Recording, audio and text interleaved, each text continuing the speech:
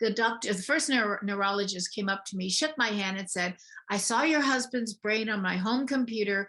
He looks like he's in really good shape. Sigh. Next words out of his mouth, he'll make a great organ donor. Yeah, gasp. Okay. So those are the cases. How do you grow from that to that quickly? That's I know. so bizarre. That was it. He's in good shape. His body is in good shape. He's gonna make a great organ donor. Oh, his Like, body oh is in good shape. yeah. Oh my gosh. Yeah. Right. This is the Recovery After Stroke podcast with Bill Gassiamis, helping you navigate recovery after stroke.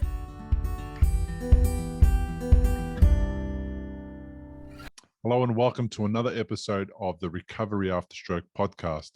Recently, Spotify released a new feature which allows people to now rate their favorite podcast shows, similarly to how the Apple Podcast app allows it. If you think the Recovery After Stroke podcast deserves it, I would love it if you left the show a 5-star review. This will help the show rank better on search engines and help newly diagnosed stroke survivors find the show, and it could make a massive difference in their recovery and also help other caregivers find the show and feel like they're not alone. So go to your favorite podcast app and share what the podcast means to you. It really will make a huge difference. Now, this is episode 182, and my guest today is Donna Figurski, whose life was completely changed after her husband, David, experienced a bleed in the brain and multiple brain surgeries 17 years ago, which meant that Donna became David's main caregiver. Many years later, and just a couple of years ago, Donna completed and published a book that she wrote about their journey together called Prisoners Without Bars, A Caregiver's Tale. Donna O'Donnell Figurski, welcome to the podcast. Thank you, Bill. I'm so happy to be here. Thank you for being here. I really appreciate it. I very rarely get to hear from caregivers, and I think one of the biggest and most important things in stroke recovery is to get a feel for the people behind the scenes that are also doing their own version of recovery when they're dealing with somebody that they know or they love or they care for who has had a stroke. And my thoughts were often with my wife about what she might be going through when I was becoming unwell and I ended up in hospital 3 times, and it was a very serious situation, and she had to take care of the kids, go to work, be a caregiver to her dad. And it's like the forgotten person in the whole picture, because everyone asked me how I'm going and how I'm doing and how's Bill and how's this and how's that. But nobody did much of that with her. And I think that would have been, it would have been better for me to know that people would, so while I was going through all the dramas of the strokes, for me to know that my wife was also being cared about in the same way that people were caring about my situation. Tell me a little bit about how you ended up becoming a caregiver. Okay.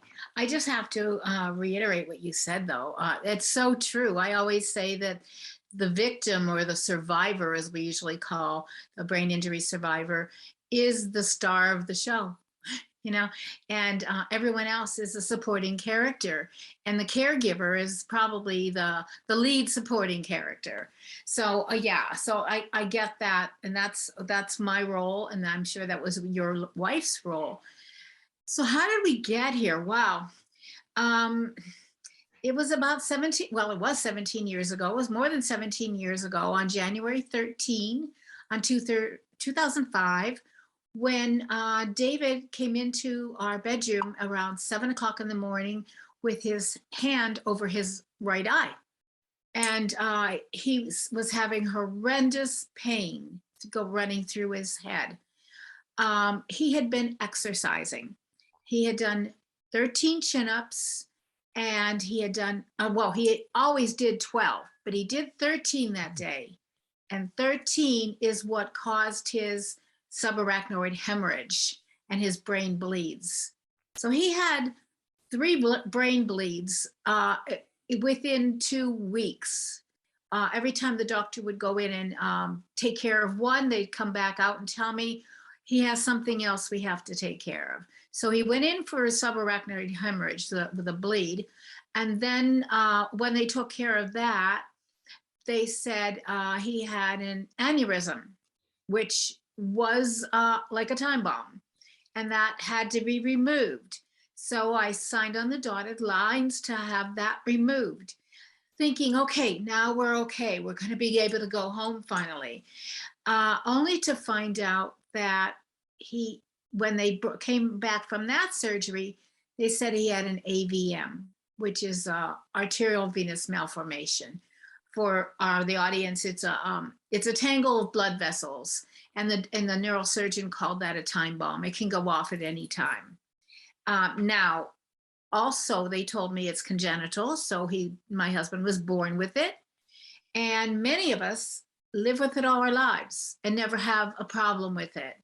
But for someone who just had a subarachnoid hemorrhage, they wanted it removed. So David went back into brain surgery for the third time within that period of time. And by the end of January, he had 3 brain surgeries. Well, that's pretty intense. I had an AVM, and that's what bled and caused the 3 bleeds in my brain, and then eventually brain surgery. And yeah, it was not really doing anything until it started to do stuff. And then when it started to do stuff, it seriously started to do stuff and became an issue. And I can understand what the doctors would have thought when they went into your husband's scans and saw that there was multiple issues there. And it's like, okay, well, since we're in this situation now, we may as well go take it a little bit further and resolve the matter as best as we can, so that he's not at risk of a more serious bleed later on that's potentially fatal. Exactly. So how old was he at the time? David was only 57 at the time. So he was, and he was pretty much in his prime. He was very, very health conscious, very, I said he got it doing an exercising, which he did every morning. He ran 20 miles a week. He took all his vitamins and placed all of them on the counter for me to take. So I had to take mine too. If it were up to me, I probably wouldn't have, but they were always there. So he was very motivated to keep himself healthy. So that's what was crazy, that something like this happened to David. But I think when I said to you earlier that the neurosurgeons, and every one of them said he had the slimmest chance of living through any of those, I think the reason he did was because of his good health.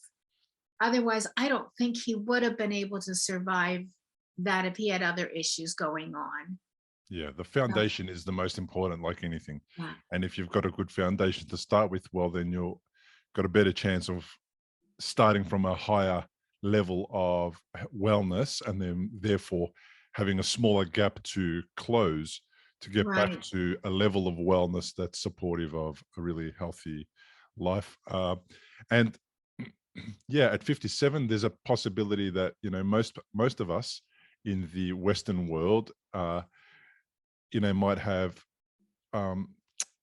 some risk factors elevated because of our lifestyle for heart attack, cancer, stroke, all those things. So it's great that at 57, he didn't really have any of those elevated levels of risk. Yeah. And the AVM is one of those things. It's part of the stroke risk, but it's not really something that you're doing to yourself, that you're causing yourself through your lifestyle, through smoking and excessive drinking and not eating well and not exercising. It's just one of those things, it's kind of a random event of nature. And then one day, maybe it does do something. And then some days, for some people, it will never do anything. It will just stay benign and just never Exactly. pose a threat. So that is a really important part of the story. I think it's that we need to start from a great foundation, and then once we've become unwell, we need to create a new approach to health and well-being, and we need to learn about, in fact, what have we been doing, and whether or not it was supportive of good health, even though we might have thought we were doing things that were healthy for us. Maybe a little bit more effort into looking into that maybe might reveal that perhaps, we could avoid, that supposedly one drink a day, or that one drink every second day, just to make sure that we're keeping everything as healthy as possible, to give us Mhm. least complications as possible going forward into our older years, because we're already kind of behind the eight ball when you have a stroke, and you want to make sure that you live as long as possible and as healthy as possible, so that you have good quality of life. Right. Yeah. And I think that's that's one of the things with David. He didn't drink, he didn't smoke. He did earlier in his life, but Mm, like we all would go to parties and things like that, and the smoking in college, of course. yeah. But he stopped smoking and all that kind of stuff way back when in his early 20s. And so that was not an issue. So that was good, Mm, that he didn't have that going against him too.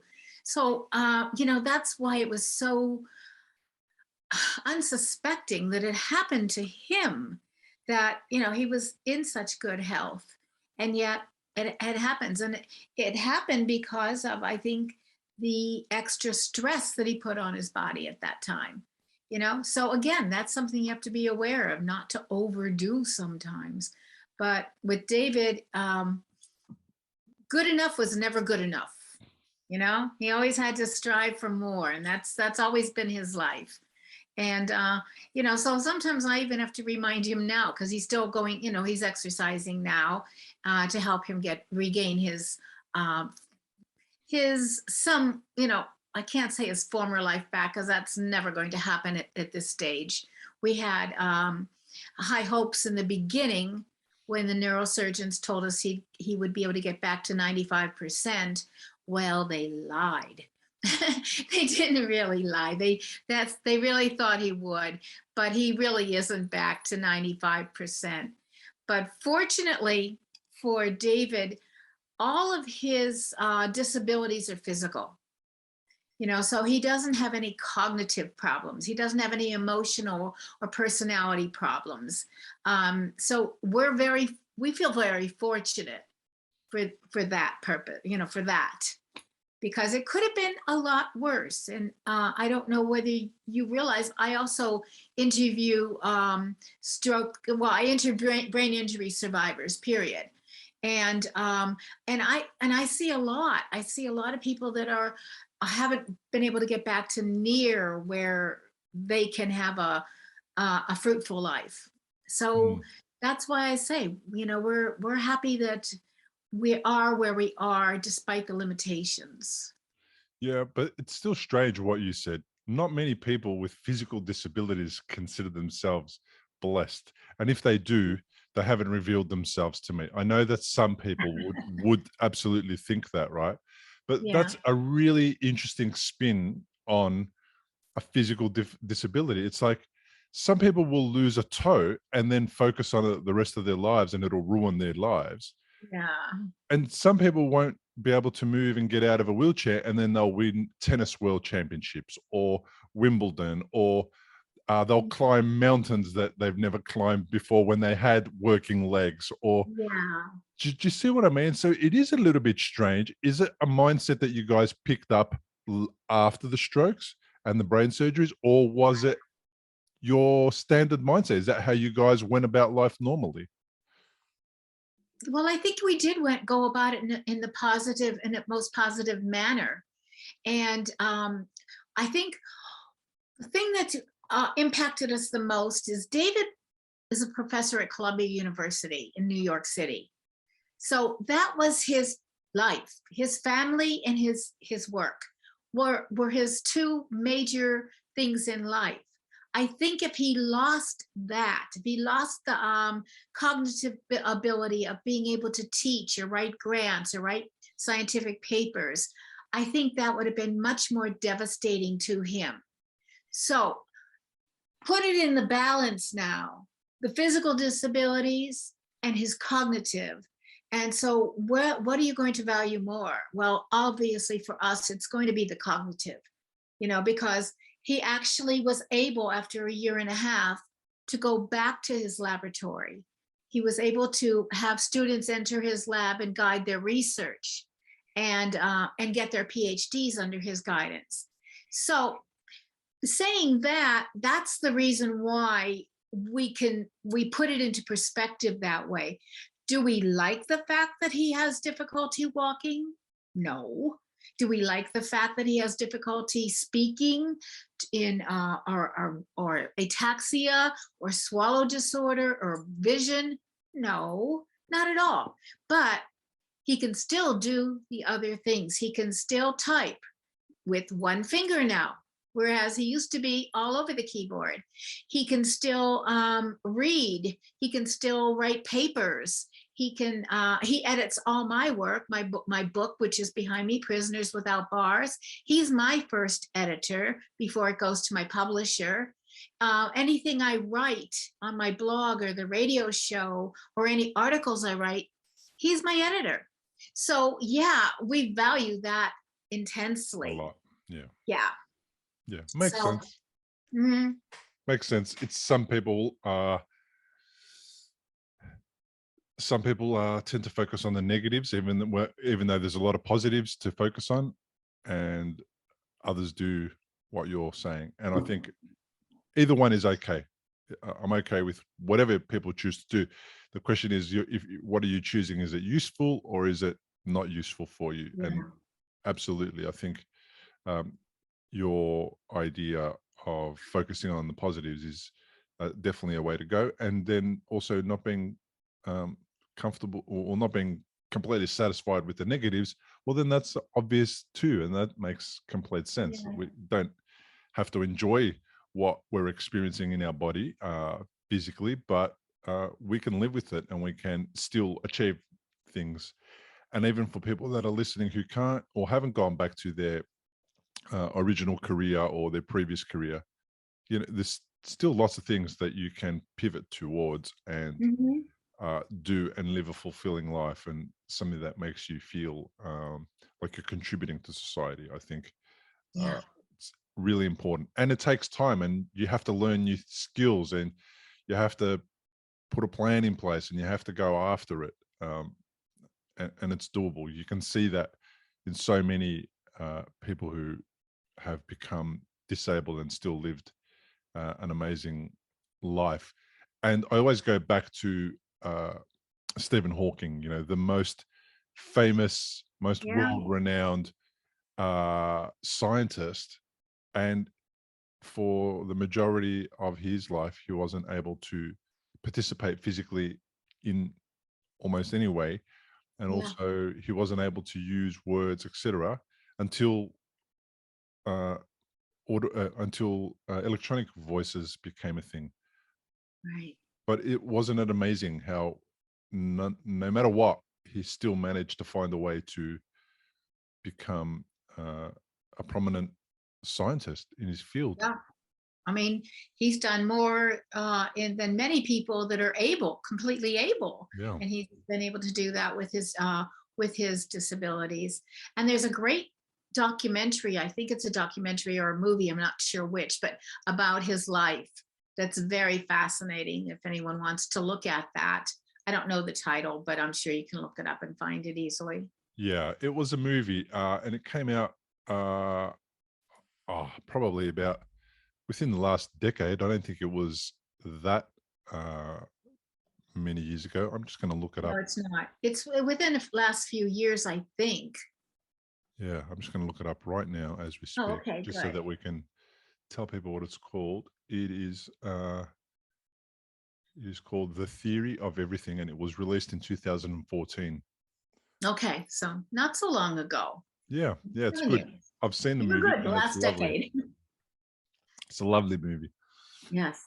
because it also still goes through his experiences as an able-bodied person, then a disabled person, and then also his emotional challenges and the marriage breakup and Mhm. all the things that you would expect are difficult in normal life, and then also become even harder and more complicated when your life shifts from being an able-bodied person to a disabled person, and all Mhm. the Yeah. changes and shifts that the whole family had to go through, including his wife. Right. Um, so it's a great insight and gives, and for me, I was able to really take a lot from that movie as far as relate to a lot of it and kind of understand how they ended up uh, navigating the challenges that disability poses. Yeah. And there are many. Yep. There's certainly many. So, what? How were you? What were you doing for work when your husband David had the stroke? How were you going about your life? Well, I was a first grade teacher.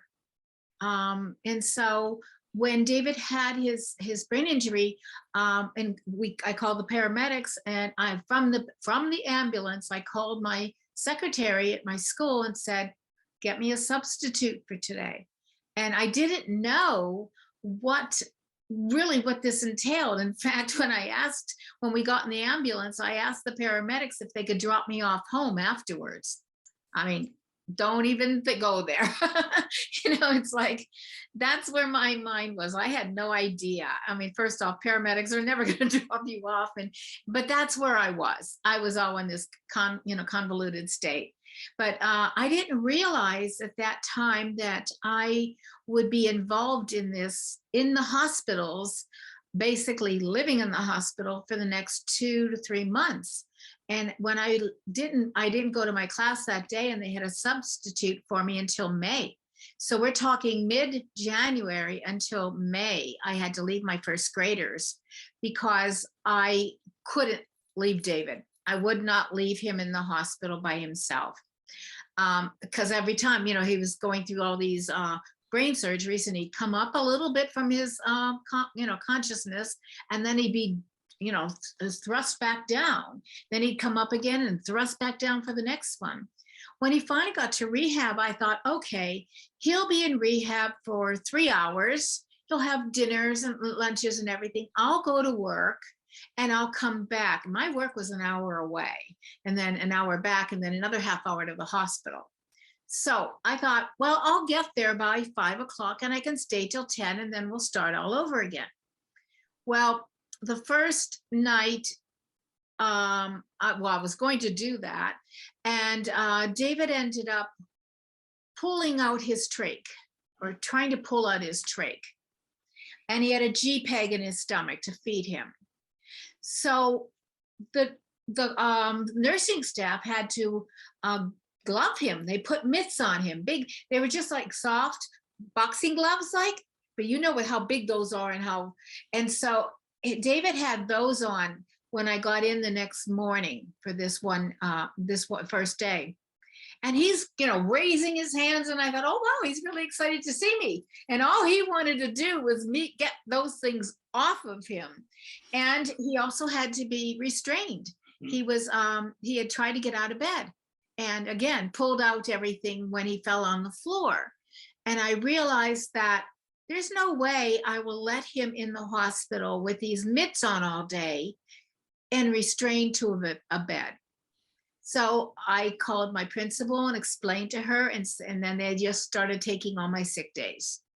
And I said, that's fine. Once the sick days got used up, they started to take my personal days. And I said, thank you so much, because those come back to you eventually at the end of your teaching career at a discounted price. But like, I needed them now. And I was just so grateful that I had the support of my principal and my superintendent. So that's what I was doing. I was teaching until that day, and then I didn't go back to teaching until the beginning of May. And that's when David was home at that point. He was, we had caregivers for him, friends of ours from Germany, came over and spent time with him when I couldn't be there, and they just lived with us. So we were fortunate that we were able to work that out so that I could go back to work, because in May, all my paid time was going to be gone, and David wasn't working. So I needed to get that salary back in, and it worked out well. We were fortunate. We were lucky that we had the connections to do it. Was he, when he got home, was he able to toilet himself and do all those things, feed himself, and be independent in any way? No, he wasn't able to do that. I had to. He was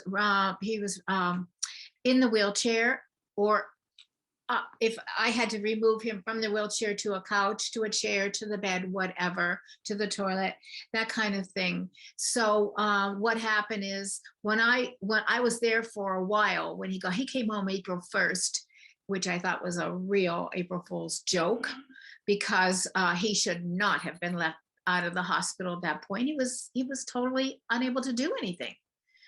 But that's insurance, and that's another whole topic. So so that's when we arranged for one of my daughter's friends from Germany to come over and stay. And she took care of all those things for him when I wasn't there. When I got back from work, I went totally on duty with him. But she was always there. So we became a family. And I did this 4 times. And with the three of the 4 girls, we really became a family that just lived together and did everything together. Fun stuff and not so fun stuff. Mm. Is this still raw for you? Have you moved on emotionally from it? Is it still triggering? What's it like after all these years to reflect back on that part of the journey? Well, part of the thing, Bill, is I don't think about the beginning.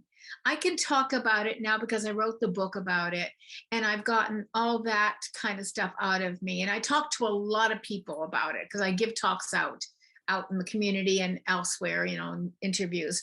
And so I can talk about it. If I don't, and I can talk about it objectively, like I am talking to you now. But if I stopped and thought about it, if I stopped to think about those days in the hospital, in the rehab, in the early coming home, if I stopped to think about the things that we're missing out on our life now, I could very easily become depressed. But I don't do that. I keep that at bay. And so I often call it my energizer ostrich. I keep way, way, way, way busy with my head in the sand. So I don't think about it, so I don't get depressed. Yeah. Well, it's in your awareness, but you don't focus it all your efforts into it. And Right. therefore it's doing its job. It's kind of saying, hey, I'm still here, but you're going, yeah, I know you're here, but I got other stuff to do. We've got things to do. Yeah. Because this week is my 10-year anniversary. So it's in Australia today. It's the 12th of February, 2022. So the first brain bleed for me was the week of the 12th of February Oh. in 2012. And unlike you, kind of reflect on things, and I talk about it all the time. So it's kind of always off my chest and out into the ether. And Yeah. I've answered a million questions about it, and I've done 180 podcasts about it, so there's a lot of therapy in all of those conversations and all that talking. True. But listening to you now, I asked you about whether you get triggered, because I'm getting triggered listening to you talk about your husband.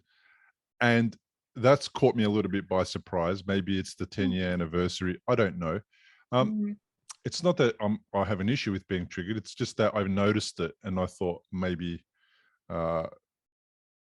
it still goes on for people after that many years. And it makes Yeah. sense that it could, because traumas kind of like to lurk around, and as much as you deal with them, they still like to find a spot sometimes to hang around in. But what I find is they get less traumatic over time. The memory changes and shifts, and the experience especially your version of the experience becoming a positive one because you've read in a book and you have this upbeat approach to life and this gratitude about his problems are only physical.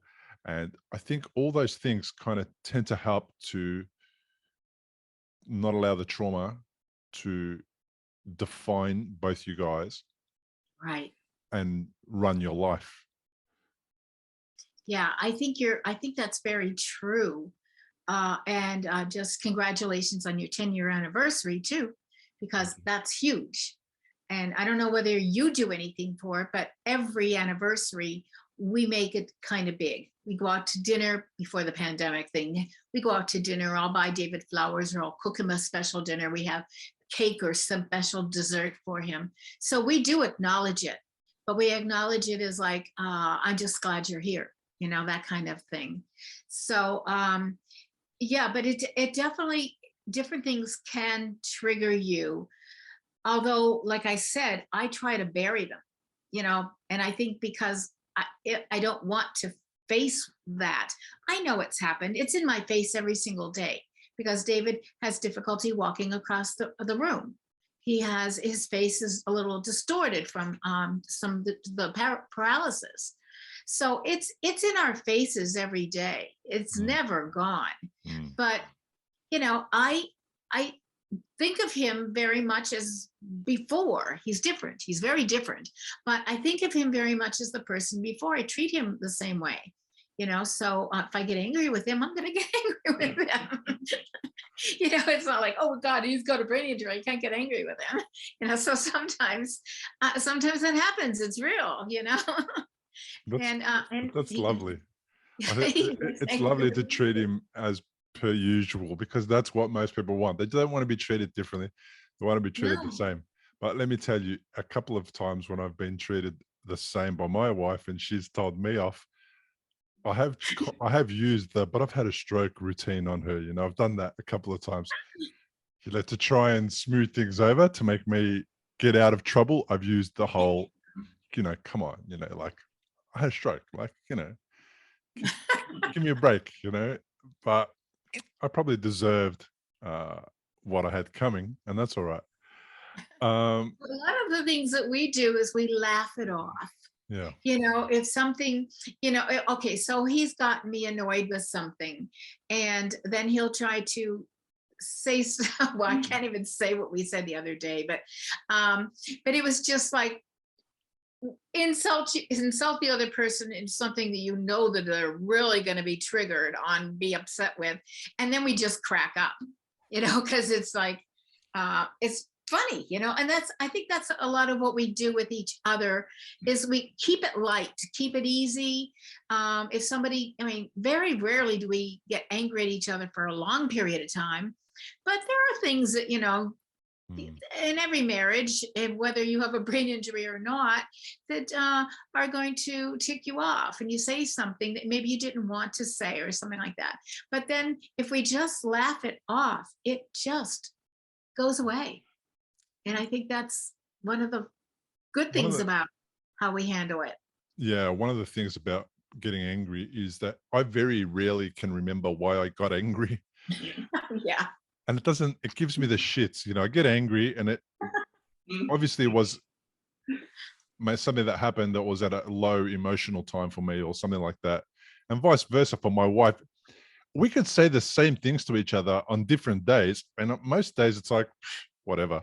And I know. some days it's like the worst thing you could have said. And those ones frustrate me because it's like, how did we get there? Yeah. And in 3 or 4 days, why is it was so bad, but I can't remember what started the argument? I mean, it's so silly. Yeah. And today, I could honestly only remember maybe sort of a handful of things that were serious enough that I can remember I actually was angry for a reason. It was valid. And, you know, I could identify it and I could discuss it now, but obviously not going back to the anger. We've resolved it. But Yeah. it's only a handful of things that I can remember that I was actually properly angry about that she did, that she caused, Uh-huh. that I needed to be that she needed to make better, so to speak. Was all the other stuff, I have no idea what they were about. Doesn't matter. And we've been married 26 years. Like, I've got no idea. Yeah, well, David's sitting here right behind my computer laughing because he's totally agreeing with you. Yeah. Because it's true. It's like, and I think that happens with people who are really connected to each other, as David and I are, and it sounds to me like you and your wife are, that, you do get angry occasionally, but then you don't even think about why, and it's gone away. Where somebody else, if they've done something that I really didn't like and I'm feeling unhappy with them, sometimes I'll remember that longer, but with David, they just kind of fade away. And I think that that's probably good. I mean, it's very good because you're not harboring bad feelings about each other. And so, yeah, I think that's because I know that I can barely remember things that we get angry at. And some of the things are so ridiculous. Yeah. Angry for the sake of being angry is probably the wrong place to be at. Especially in life, you've got so many other problems to solve every day that the last thing you need to be is putting your energy into something that's completely not constructive at all and just meaningless. So true.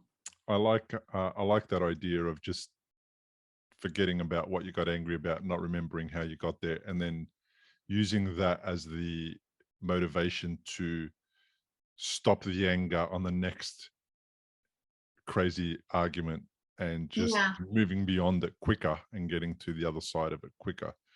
Kind of acknowledging that it happened, and then it's like, okay, well, all right, let that go now. We can let it go, move on.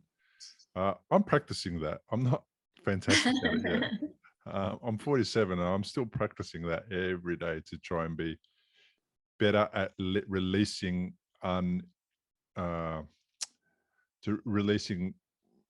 non-useful emotional stuck points, and situations that just get no positive outcome. So how long into this whole journey did you decide that you needed to write a book about your experience as a caregiver? That's funny because I didn't really decide to write a book. What happened is I was writing children's picture books, and I had been sending manuscripts out to agents and editors for several years and getting this close, but never quite signing on a dotted line. And then when this happened to David, all my writing stopped because I couldn't write.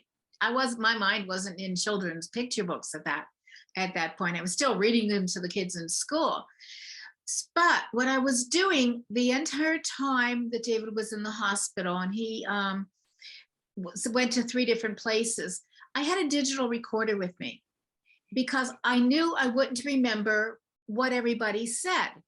So as soon as I spoke to a doctor or a therapist or whomever, I would go off and tell myself what they said.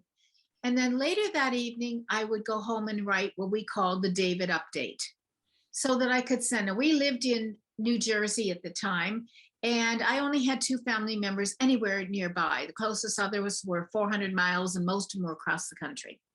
So, and friends too, of course. I had to keep them apprised of what was going on with David. So much like those Christmas holiday letters that everybody sends out, well, that happened almost every night. Like David waved today. David took a long sigh. It was just everything. Or David had the trach put in, or the GPEG went in, or whatever it was. I wrote that down and let people know. Then about 2006, around January, I started to read these to David. And because he didn't know what had happened to him, and he never asked me, he never really went back to the beginning. And so when I was reading in the first chapter of how the paramedics came into the house and how we got to the the hospital, etc., and how what the doctor said to me on the first thing. And I am going to tell you this. The first neurologist came up to me, shook my hand and said, "I saw your husband's brain on my home computer. He looks like he's in really good shape." Sigh. Next words out of his mouth, "He'll make a great organ donor." Yeah, gasp. Okay. So those are the cases. How do you grow from that to that quickly? That's I know.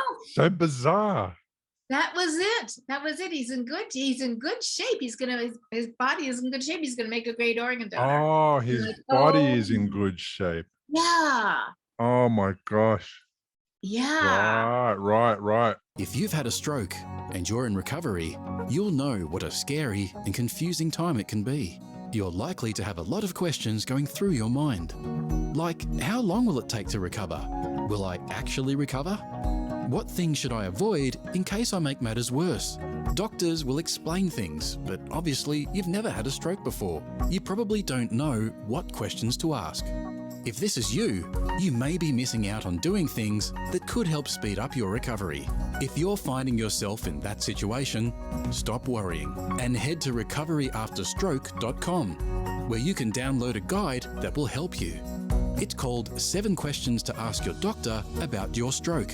These 7 questions are the ones Bill wished he'd asked when he was recovering from a stroke.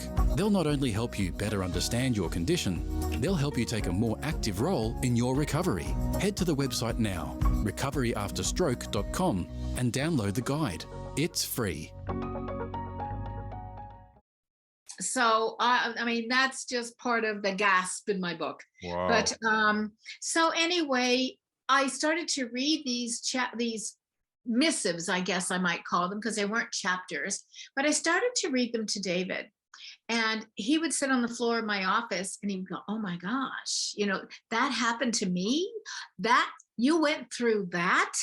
And he was like totally aghast by it all, because he had no idea. He was in a coma. He was sleeping the life of Rip Van Winkle. And I was, taking everything into hand. So at that point, he kind of like suggested I should write it in a book. And I thought, I don't write for adults. I could never write a book. That's long. There's, okay, it's 200 and I have it here. It's 270. Oh no, it's more than that. It's 300 some pages, so I can't write this, but I sat down and I started, and I worked and I worked and I worked and I worked after school and late into the night, and I worked on weekends. And that was in 2006. I didn't finish it until about 2013 or 14. And then I didn't even get it published until 2018. So that's how all that happened. So no, I didn't plan to write a book. What I had thought about when I was in the waiting rooms of all the different hospitals is they need a pamphlet. You know how they have it for diabetes and for Parkinson's, et cetera, Alzheimer's. They need a pamphlet so that people know what to expect with traumatic brain injury, because I had never even heard those words. I didn't know what they were. I didn't know what a brain injury was. So it turns out that I didn't get to write the pamphlet, but I ended up starting to write this. So that's how the book came to be. And now I'm actually writing another book with someone Deb Brandon. You interviewed Deb a couple weeks ago. Yes. And Deb and I are finishing our first draft of a book from the caregiver's lens and from the survivor lens. Wow. So we meet once a week and we work on our chapters and just do our discussion and then write our parts, and hopefully within a year we'll have that book out there, because I think it's important for people to have these tools available to them, because in 2005 I didn't know anything, and there was very little out there. Correct. Yeah. There's a lot more now, but I just feel people have to be able to get the stuff in their hand and preferably read it before it might happen to you or a loved one. But if not, at least get a chance to read it and see that you're not alone. Yeah. 2012, there was nothing out there either. That was 7 years after David had his stroke. But the internet was kind of still emerging, and ideas about these types of podcasts and groups and communities and whatever, they weren't, just fleeting. No one had really Yes. taken the time to do it seriously. In 2015 is when I started the podcast, and I was putting out maybe 2 or 3 or 4 episodes a year, not much. I only Yeah. really got serious about it maybe 3 years ago, where I'm putting out an episode a week. There's a lot of work that's involved in that. As a stroke survivor, 2015, I didn't have all of the focus, the energy, the ability to go through that. So relying on stroke survivors to be the people who put that information out there is, I think, not the right path, because stroke survivors have got too much on their plate Yeah. to try and get content out to make life easier for themselves and other stroke survivors and for the caregivers. I mean, that's really impossible to expect the stroke survivor to do that. That being said, then it's also just as hard for the caregiver to do that, because they're too busy giving care and trying to do regular life. So I've seemed to have found like this zone that I can go into and put this content out. But of course, there's not enough time to do all the things that I want to do I know. because I've got to do regular life stuff. So this is a good start for me. And I like the way you stumbled into a book over the many, many years, and it took a long time to get it done. And that's a great thing, that there was no real deadline on it. There was no real publisher getting on No. your case and forcing the issue and all that type of thing. It just evolved and emerged. And I like the idea of that. And I get impressed by people who come on this podcast, every single one of them, because they have a need to give back in this way that helps other people. And even if it's just getting on for an hour and then talking, somebody will pick that up at some point and they'll go, well, I needed to hear that podcast episode, or I can relate to that one, or that made a big difference. And caregivers don't have enough of those things that they can relate back to. They've got a great perspective on a lot of stroke survivors from my podcast, but they don't have a lot of different versions of caregiver stories. And that's what I like about the fact that you're doing this with Deb, especially, giving 2 sides of the story in one book. That's amazing. Yeah. Deb is somebody who really, really impressed me because of her background also in academia, Mm-hmm. but more so because she was such a reclusive kind of character, and then found that in fact she was able to be more involved in social aspects of life because of this stroke for some reason. And it made her more empathetic and made her more able to understand what other people were going through. It made her a better teacher. It made her a better mom. It made her a better human all round. And she sees it as being a real positive aspect of what happened in her head. Deb was on episode 178. And she had a cavernoma, which is similar type of situation to an AVM, but the cause of a cavernoma is a little bit different in some people. So it's really cool to hear that you guys are coming together. How did you meet each other?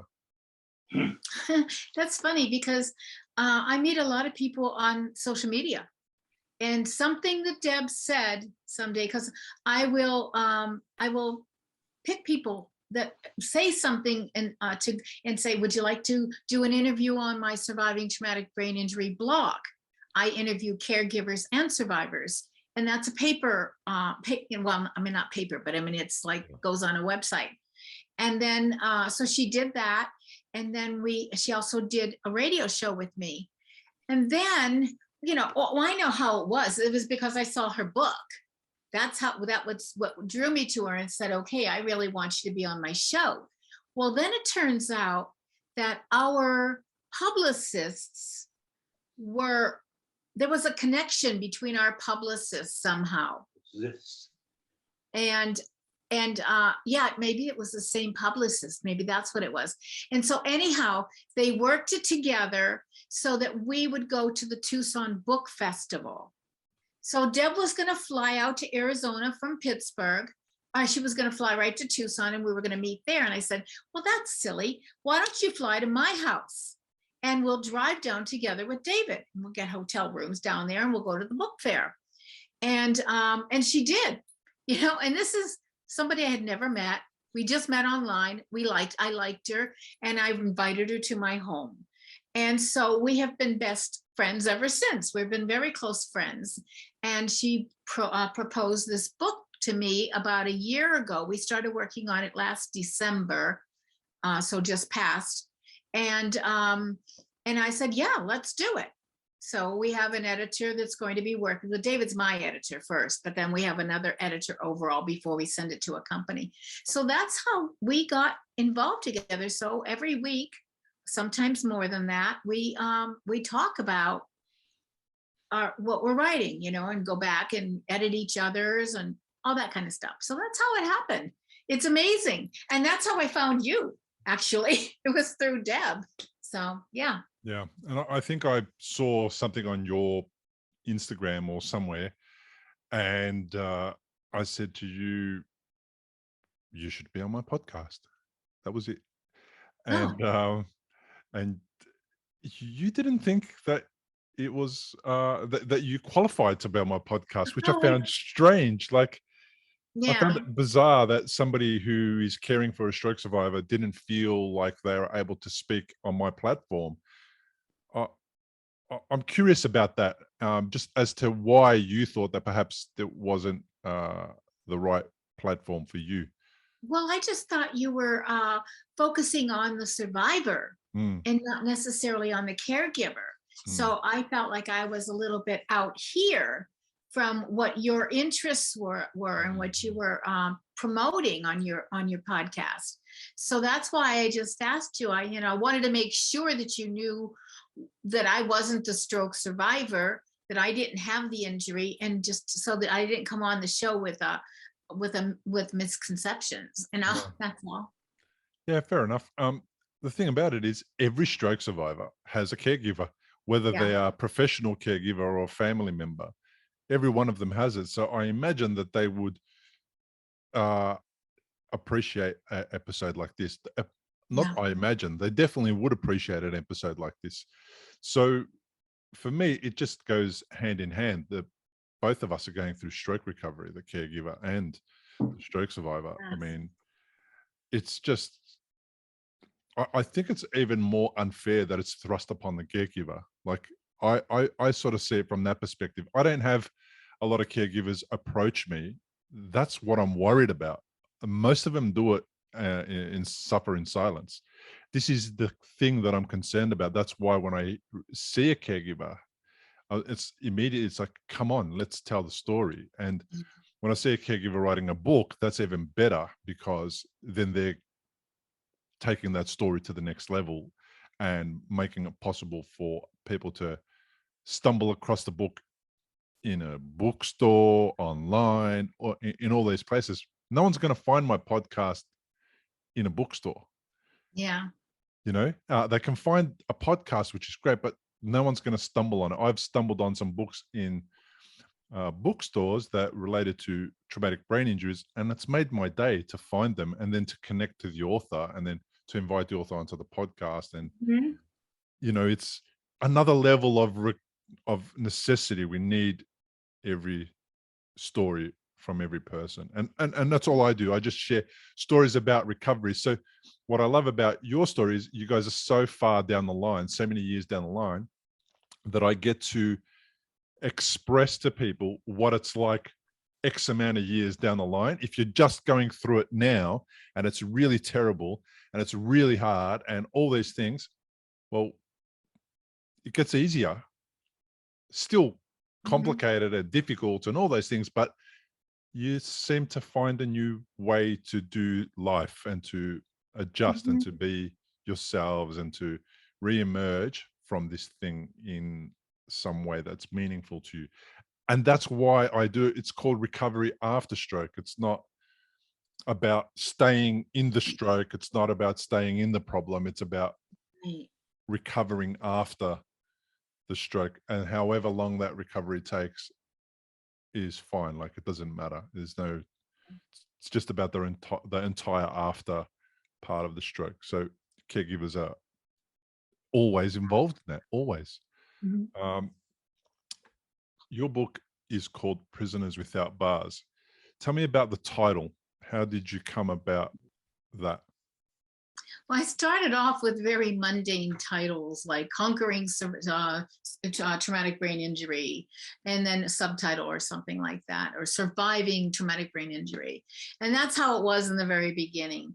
But it wasn't catchy, you know? I mean, it stated it, but it wasn't catchy. And so when I was writing the book, there is a line in the book saying that David is a prisoner without bars, basically because of his disabilities and the fact that he cannot leave our house without me. He can't walk down to get the mail because of the uneven sidewalk or the little slope in the driveway, because he has such difficulty with his balance. So I wrote that he was a prisoner without bars. Then I was at a writing conference some years ago. I guess it was actually in 2013 when we moved to Arizona. And I talked to an agent, and she looked at me, and she, you know, once I explained the book to her a little bit, she said, no, this book is Prisoners Without Bars. And I said, no. This is about David. It's not my book. It's all about David. And she said, no, this book is about you.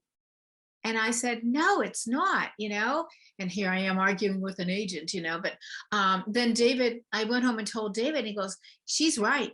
This is Prisoners Without Bars, because I was really restricted in my life for a good 5 years, where I would, David did go back to work a year and a half. So while he was at work, I was able to go to work. And before he got home, one of his professor friends would drop him off. But before he got home, I'd get all my errands done so that I would be in for the rest of the night, so he wouldn't be alone at all. So yeah, then when he started to promote that, he said, yeah, that you are a prisoner as well as I am. Now, I'm not so much a prisoner now, because I can get up and walk out and go to the grocery store, and David is able to be in the house and take care of himself that way. But truly, the way in this book takes place up to when he returned to work, so the first year and a half. So it went to be Prisoners Without Bars, a caregiver's tale, and David kind of was pushing the caregiver part. So that's how I got the title. Yeah. It's funny how it evolves. Yeah, it's true. That's my take on caregivers as well. It's like everything goes on hold and everything revolves around the other person. So whatever you had in mind to do for yourself, it stops. And It did. And most caregivers don't go back to it. They put themselves last on the list of to-do things. And it's really disheartening to see that. Like, it's like, hang on a sec, take a break, go away for whatever, you know, organize some way to not be in this situation for a day or half a day or whatever, and go back to experience something that you need to experience, and something that you like, or something that you enjoy, or something that's not about stroke recovery or helping somebody or whatever. Yeah. But they don't, very rarely do they. You know, I give talks about that, because when I go out to give the caregiver talks, and this is something that I talk about all the time. It's not something I did. That's why I can talk about it, because I know I should have. But what I do is I carry these little stones around that I purchased, and I call them, I'm going to pick one I really like. it's a me time stone. We call it a me time stone. It's just a tiny little black polished stone, all different kinds of shapes.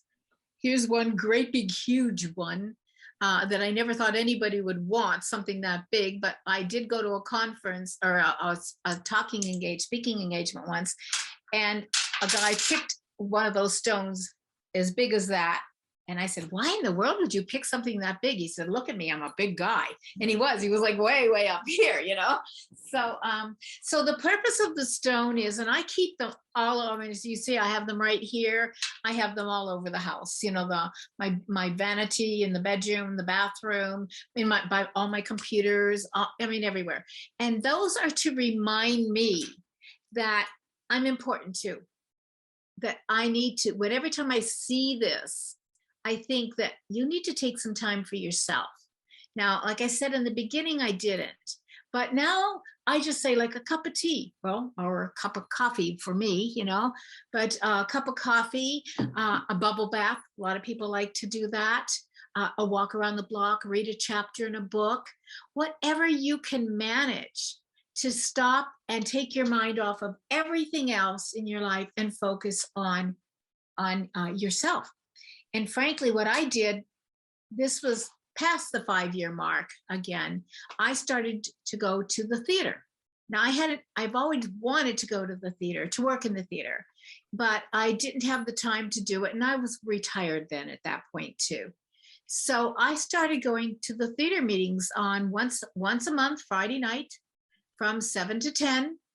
And I had my phone right with me. If David needed me, he could buzz me. And that was my first time where I would take time for me. And now I'm in the theater all the time. I'm a stage manager for shows. I have a show coming up in March. We just finished one in December, another one in April that I'm the stage manager for. So that's going out every night for several hours. And David's right here with he works on his computer. I keep him busy. He's editing my work. So, or he's listening to a lot of TED Talks and things like that. So it's, the prisoner part has moved on a little bit, and the me time stones have taken over a little bit. And I really think that it's so important, even when you are inundated with every single minute taking care of someone, that you do find some time for yourself, just to decompress. You have to reboot, Yeah. So I think it's one of the most important things with anything. Like if you don't do that, you can't really, it becomes a chore, it becomes difficult, becomes something that you start to dislike or despise, and then that becomes resentment, and then it's not useful, it's not supportive. If you've chosen to hang around and be the caregiver, part of being a caregiver is caregiving for yourself. It's not just for the other person. It's the caregiver role is about caring for self first and then the other person, because if you don't care for yourself, you can't care for the other person. So well, they say that on the airplanes, don't they? They the do. Flight attendants start every flight with, put on your own oxygen mask before you help others, because if you don't have your oxygen, you're not going to be able to do anything. And it's the same concept. Yeah, exactly right. Exactly right. Yeah. So go ahead. Oh no, that's all right. So I was going to say, so I feel like your journey has been really evolving, constantly evolving and changing and shifting, and you've found space for things just by chance, as in naturally, as in, oh, here's an opportunity, here's a window of opportunity for me to slot something in. I'm going to try that and let's see what happens. Is that how you guys went about it? Is that how you ended up in the theater, or was it in the back of your mind to get involved in theater way long ago, and you just didn't know how to make it happen? Just like the book, everything that you're speaking to me about seems like it just kind of happened, emerged and evolved rather than got targeted to achieve. Yes. Yeah, I think you're correct on that. I have always been had the theater in the back of my mind since I was in second grade. I was Little Red Riding Hood, and that was my starring role. Uh, but so it had always been something that I would have liked to have done. But when I was working, there was never any time to do that, So, and then when I retired, and that was well after David's injury, again, it took 5 years for me to be able to feel that I was able to even do something. And I happened to see our local theater had a meeting. So I said, I'm going to go. So that going to that one meeting is what has evolved into, now that was back in 2010. So 11 years of my working in the theater. And this is all volunteer kind of stuff that you do. I was, but first back in Nutley, New Jersey, and now here out in Arizona. So that was one thing. And then another thing is I went to a jewelry class, and I liked doing it. So I ended up setting up my whole studio. And again, after 5 years, nothing happened before that. And I started to create jewelry. And that I would zone out. We were in a 3-story house. But our main story was on the second floor. So David was just a few steps away in another room, and I was there. So I was still available for him. But when I was creating, it's almost like I had blinders on. I could think of nothing else but what my creative work there. And that was really very rejuvenating. Then when we moved out here to Arizona in 2013 and 14, that's when I started to want to get my book out. It was done at that point. And I was on social media. I hadn't known about it prior to that. So I started to join all of the groups, all of the brain injury, stroke group, caregiver. There were a few of those spouses groups. I joined something like 30 groups or something and tried to keep up with some things, but obviously couldn't keep up with all. But I found that, wow, there are a lot of people out here that are going through this, and I didn't realize it. So I woke up one morning, and this is literally what happened. I woke up one morning and I said, I need to create a website or a blog and start helping people, because I had enough knowledge about what was going on in brain injury. So I built a website. I think it's a WordPress, so it's actually a blog. Yeah. So I built that, and I called it Surviving Traumatic Brain Injury. I wish I had just put brain injury, but at the time I didn't know, and I can't change it now because it's popular. Mm-hmm. In fact, it just won it won 2 awards, and I just got not nominated. It just got acclaimed honored for one of the top 35 blogs on brain injury, and they took thousands of them. So I was like, yes, I was really excited about that. Yeah, that's great. So I found that was really helping people. And so when I started to do it with survivors, then I added the caregiver page, and then I added this and I added that. And then from that, I ended up with somebody contacting me, a friend that I had met online, said, Donna, I am one of the hosts on the Brain Injury Radio Network, and I think you'd be great to be a host there. So I said, oh no, I can't do that. I don't know how to be a radio host. I can't, And so she said, no, just try it. And then her boss came on and said, I've been watching you too, and I'd like you to do it. So I started, and now that is 7 years or 8 years ago now that I've been doing that twice a month. So things did evolve, and they evolved around brain injury, basically, because that's where my focus in my life is. If I can do anything to help anybody, if I can let them know that they're not alone, like I felt, and like you said you felt in 2010, I just think that's why we do what we do. Yeah. I mean, I'm saying that's what I do, and I think that's why you're doing it too. Yeah, it kind of fell for me.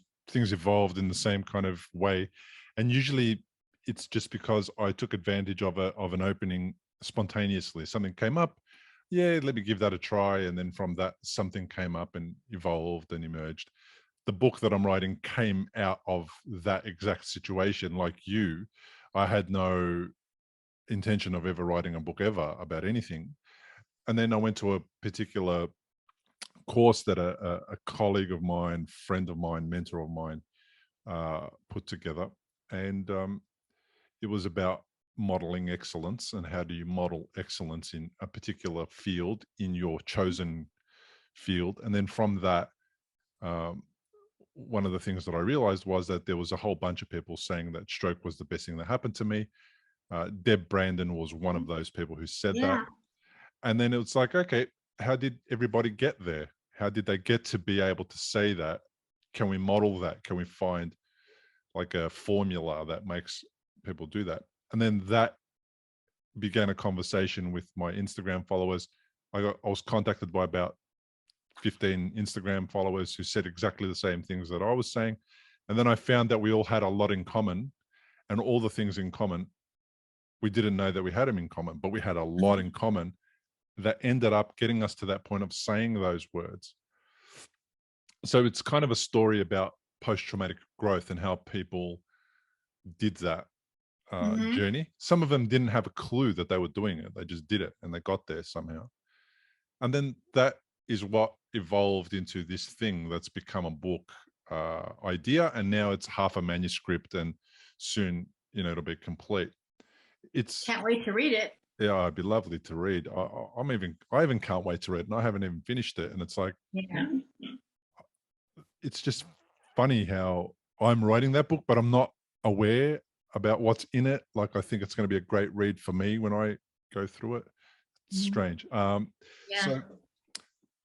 So yeah, so uh, everything has evolved. It's been 10 years, and the book idea only came about came up about mid 2 years ago. Uh, it's taken time to get to that point. It's taken about a year to write half a manuscript, and I don't have a publisher yet or anything like that. So there's no one on my back forcing me to write, Yeah. X amount of That's words good. by the end of this month or whatever. Yeah. And I haven't written for about a month at the moment, so I'm not really worried about that or concerned about that. It'll just come as it comes, just like the podcast did, and then evolved from a few episodes every so often to an episode a week. That's kind of how everything else is coming up. Mhm. I wanted to focus on this part of that conversation because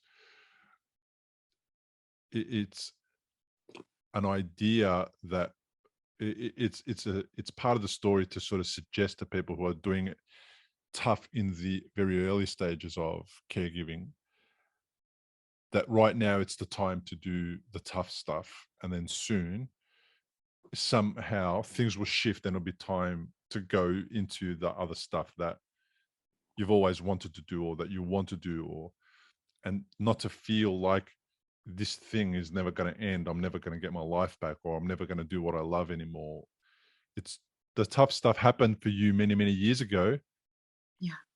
and there was a season for that, and then the seasons changed and evolved and became this other aspect of caregiving, and it enabled you to be creative, drawing from this part of your life that you also didn't choose, but you've found a way to actually make it a useful Mhm. thing for people and for yourself, because you're sharing and you feel like you're giving back and you feel like you're contributing and you feel like you're making a difference, and you are. And that's all come from this thing that you never asked for. I know, exactly. And that's the thing. It's like everyone comes to another fork in the road. You're always coming to forks in the road. Mm, And sometimes you get to choose what that fork is. Sometimes you don't, as in this kind of a situation, but you still have to follow it and you have a choice. mm, You can make that a fork a happier fork, or you can make it an unpleasant path, or an unpleasant journey. And it's just easier to make it pleasant. mm. It's more fun that way.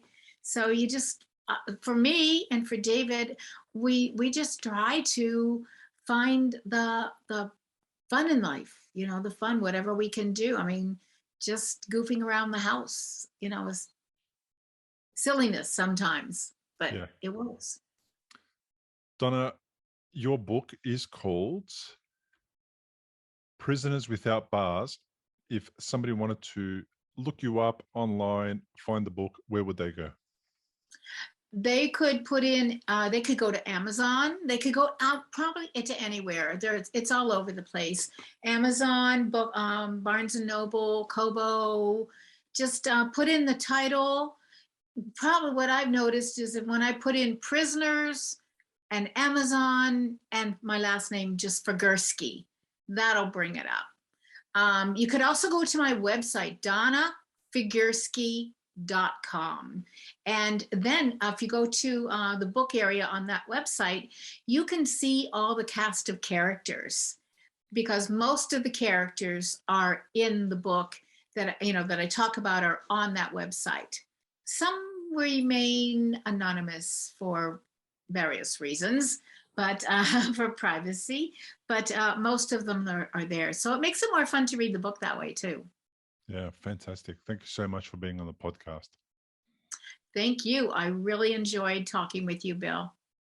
Well, thanks for listening to another episode of the Recovery After Stroke podcast. I really appreciate you tuning in, and please do feel free to like, share, give the episode a thumbs up if you're watching on YouTube, leave a comment below. Anything that you could do to interact with the show will help it rank better and therefore be found easier by other stroke survivors and their caregivers from all around the world. And hopefully it'll make their stroke recovery journey just that little bit easier and make them feel less alone and make them feel like they have other people out there that are like them that they can reach out to and hopefully be inspired by them and hopefully support them overcome all the challenges that we know that people who experience a stroke need to overcome. Thanks again for listening. I really appreciate it, and see you on the next episode. Importantly, we present many podcasts designed to give you an insight and understanding into the experiences of other individuals. Opinions and treatment protocols discussed during any podcast are the individual's own experience, and we do not necessarily share the same opinion, nor do we recommend any treatment protocol discussed. All content on this website and any linked blog, podcast, or video material controlled this website or content is created and produced for informational purposes only and is largely based on the personal experience of Bill Gassiamas. The content is intended to complement your medical treatment and support healing. It is not intended to be a substitute for professional medical advice and should not be relied on as health advice. The information is general and may not be suitable for your personal injuries, circumstances, or health objectives. Do not use our content as a standalone resource to diagnose, treat, cure, or prevent any disease for therapeutic purposes or as a substitute for the advice of a health professional. Never delay seeking advice or disregard the advice of a medical professional, your doctor, or your rehabilitation program based on our content. If you have any questions or concerns about your health or medical condition, please seek guidance from a doctor or other medical professional. If you are experiencing a health emergency or think you might be, call 000 if in Australia, or your local emergency number immediately for emergency assistance, or go to the nearest hospital emergency department. Medical information changes constantly. While we aim to provide current, quality information in our content, we do not provide any guarantees and assume no legal liability or responsibility for the accuracy, currency, or completeness of the content. If you choose to rely on any information within our content, you do so solely at your own risk. We are careful with links we provide. However, third-party links from our website are followed at your own risk, and we are not responsible for any information you find there.